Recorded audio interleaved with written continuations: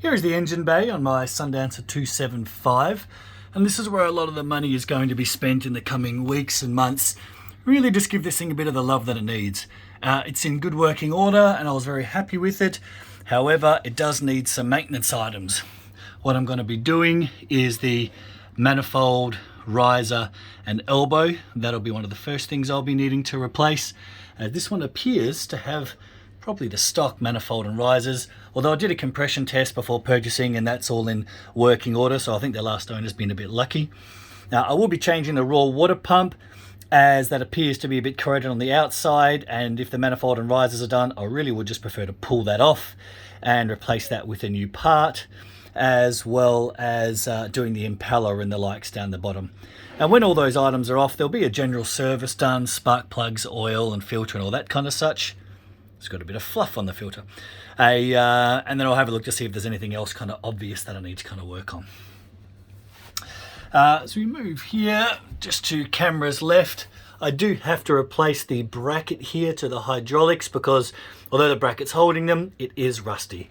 The last owner did replace the sewerage system, so the sewerage system does work, which makes me happy. It's one less thing I have to replace, and honestly, it's one of the few things I'm not have to get into and at least do a little bit of maintenance on. That works just fine. Directly behind me is fresh water and fuel. I don't need to pan too much, but I'm going to go back, pardon my fingers as they get in the way of absolutely everything, and move over here. Here's a job I completed just recently. It did come with 2 batteries and an AC converter charger. However, the AC converter charger was not working, and when I went to switch it off, it actually blew. So a hole blew up in the AC converter. So I had to pull that out. I'm quite happy that that happened when the boat was here under my control and it just blew up randomly.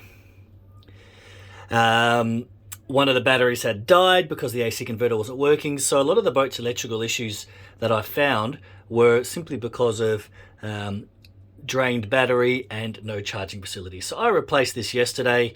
I'm sorry I didn't get a chance to film that, but that's done and appears to be quite happily charging. The hot water system is on one of my jobs to do today. I won't be replacing it today, but I will be plugging the water inlets and outlet because it continues to accept water from the main tank and then it continues to drip the water out because it is broken and corroded and put fresh water all into my bilge. So that'll be my job today, is to do that, and I then will replace the hot water system in due course. Otherwise, it's a very neat little engine bay down here, although I did get in and give it a bit of a clean because I like to know exactly what I'm working on and working with before I get involved in anything mechanically. However, that is the walkthrough of my 5 litre motor on my Sundancer 275.